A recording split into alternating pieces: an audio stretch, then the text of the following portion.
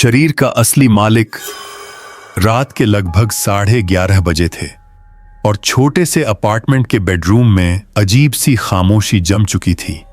तभी अंधेरे में लेटी स्नेहा का चेहरा अचानक किसी अनजानी ठंड से सख्त पड़ गया। उसकी सांसें गहरी, अनियमित और भारी होती चली गईं। अगले ही पल उसकी गर्दन दाईं ओर ऐसे मुड़ी जैसे किसी ने अंदर से उसे खींचा हो, और उसी खामोश कमरे में एक अजीब सी सिहरन फैल गई। यहीं से सब शुरू हुआ। अमित, जो बस 2 कदम दूर बैठा था, समझ नहीं पा रहा था कि उसकी पत्नी की आंखों में इतनी अजीब चमक कहां से आ गई। चेहरा वही था, पर उस चेहरे पर दिख रही निगाहें किसी और की लग रही थीं, जैसे वह अंदर कोई और बैठा हो। स्नेहा बिल्कुल स्थिर थी और उस स्थिरता में एक मृत सी खामोशी गूंज रही थी। करीब 80 सेकंड तक कमरे में सिर्फ घड़ी की टिक टिक सुनाई देती रही।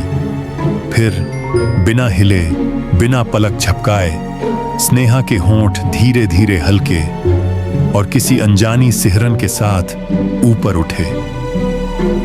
अमित का दिल धक से रुक गया, क्योंकि उसे साफ महसूस हुआ वो मुस्कान स्नेहा की नहीं थी।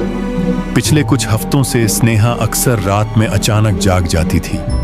कभी कहती कि कोई उसे छू रहा है, कभी कहती कि कमरे की दीवारें किसी अनसुनी आवाज से कांप रही हैं। दिन में सब सामान्य लगता, पर रात में जैसे किसी दुस्वप्न का दरवाजा खुल जाता।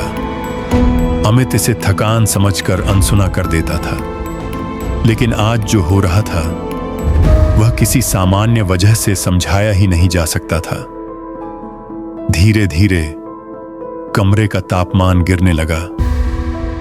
स्नेहा की उंगलियां ढीली होकर बिस्तर के किनारे लटक गईं और उसकी सांसों की आवाज पूरी तरह बंद हो गई। सिर्फ उसकी आंखें जिंदा थीं, लेकिन उनमें एक गहरी काली बेचैनी घूम रही थी।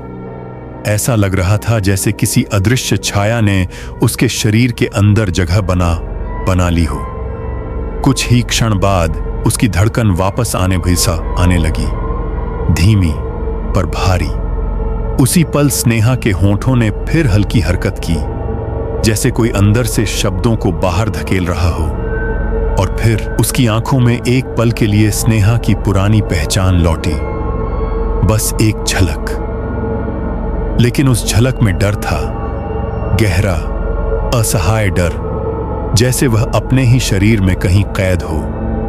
अमित उस परिवर्तन को इतने पास से देख रहा था कि उसे पहली बार एहसास हुआ कि सामने बैठी महिला उसकी पत्नी हो ही नहीं सकती, कम से कम इस वक्त नहीं। एक आखिरी ठंडी हवा का झोंका कमरे में घूम गया और अचानक स्नेहा की सांसें सामान्य हो गईं। चेहरा वापस उसी मासूमियत में लौटा और वह हंसती जैसे नींद से उठती हुई बोली, पर आवाज में एक हल्का सा कंपन था, ऐसा कंपन जो किसी और के अंदर से आ रहा लगता था। वह धीमी टूटी हुई फुसफुसाहट थी, मैं अब भी इस शरीर की मालिक नहीं हूं।